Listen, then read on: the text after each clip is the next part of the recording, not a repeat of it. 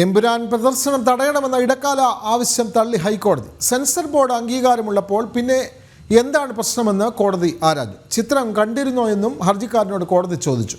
ഹർജി ഫയലിൽ സ്വീകരിച്ച് DGPക്കും സെൻസർ ബോർഡിനും വാർത്താവിതരണ പ്രക്ഷേപണ മന്ത്രാലയത്തിനും നോട്ടീസ് നൽകി. വിവരങ്ങളുമായി രേഷ്മ ബാബു ചേരുന്നു. രേഷ്മ, എന്തായാലും ഈ ചിത്രം സെൻസർ ബോർഡിൻ്റെ അനുമതി ലഭിച്ചതിനാൽ തടയാനാവില്ല എന്ന് കോടതി ചൂണ്ടിക്കാട്ടുന്നു. അതുകൂടാതെ മറ്റെന്തെല്ലാം കാര്യങ്ങളാണ് കോടതി ഇന്ന് ഉന്നയിച്ചത്? രേഷ്മ ബാബു. എമ്പുരാൻ സിനിമയുടെ പ്രദർശനം അടിയന്തരമായിട്ട് തന്നെ തടയണമെന്നാവശ്യപ്പെട്ടുകൊണ്ടുള്ള ഒരു ഹർജിയായിരുന്നു ഹൈക്കോടതിയിൽ എത്തിയത്.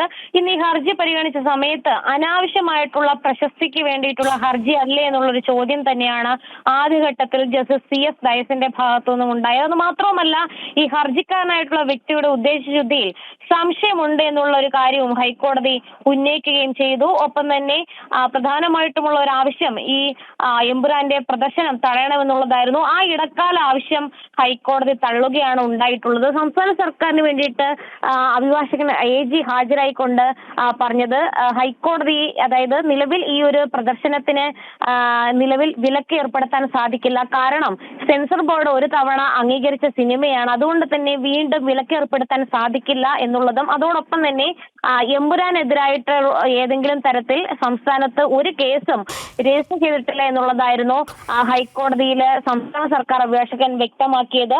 ഇത് കൂടി സ്വീകരിച്ചുകൊണ്ടാണ് ഹൈക്കോടതി നിലവിൽ ഈ പ്രദർശനം തടയണമെന്നുള്ള ഇടക്കാല ആവശ്യം തള്ളിയിരിക്കുന്നത്. അതോടൊപ്പം തന്നെ ഹർജി വിശദമായിട്ട് വാദം കേൾക്കാനായിട്ട് അവധിക്കാലത്തിന് ശേഷം പരിഗണിക്കാനായി മാറ്റുകയും ചെയ്തിട്ടുണ്ട്.